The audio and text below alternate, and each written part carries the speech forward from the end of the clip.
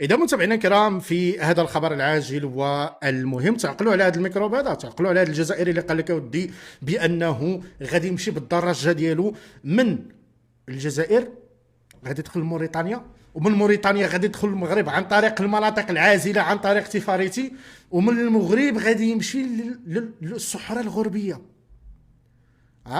وقال لك من تماك عاوتاني غادي يمشي لموريتانيا عن طريق الكركارات، ومن موريتانيا غادي يمشي لمالي والسنغال وما الى ذلك.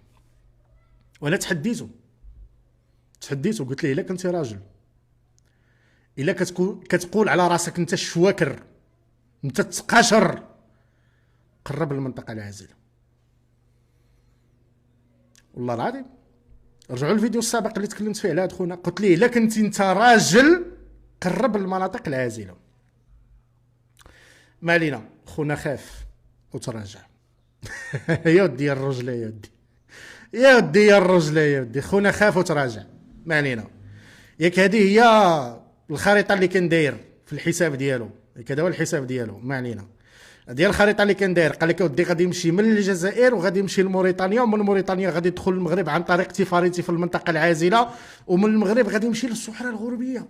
وداير الخلقه ديال البوليزاريو، ومن تما غادي يمشي لموريتانيا وغادي يمشي للسنغال وغادي يمشي لغينيا وغادي يمشي لمالي. واعر انت واعر. وانا تحديته وقلت ليه الا كنتي راجل اجي قرب لهاد البلاصه هادي، قرب لهاد البلاصه هادي. مع الاسف الشديد هاف وتراجع. قال لك اودي ما بقى غادي لا المغرب ولا الصحراء الغربيه ولا والو. ياك اودي لاباس، ياك ما بن بطوش مبغاش يستقبلك. فين هو بن بطوش؟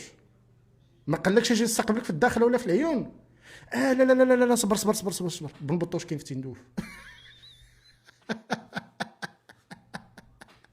فكما تشاهدون خونا خاف وتسرعد، سمع القضيه فيها الدرون فيها كذا، بدا كيقفقف علينا وقال لك يا ودي ما بقى غادي لا المغرب ولا الصحراء الغربيه.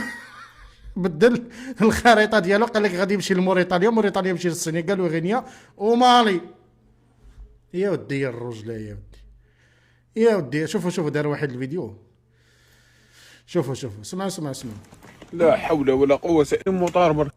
ناتي قال لك رحلة الجنوب غرب افريقيا، الجزائر، موريتانيا، مالي، غينيا والسنغال. لا ما بقاتش صحراء غربيه، ما بقاتش غادي يستقبلك من البطوش. لا حول ولا قوة الا بالله. داير بروغرام هابط في رحلة، لقيت روحي ترند في المروك. صحاب لي باج اللي راكم طاقيو فيا وتسبوا فيا وكيلكم ربي من الاخر. انا داير بروغرام خاوتي، قلت لهم نهبط على الصحراء الغربية وندخل للمروك ونهبط من ثم السنغال. غير قال لك غادي تدخل من الصحراء الغربيه وطلع للمروك.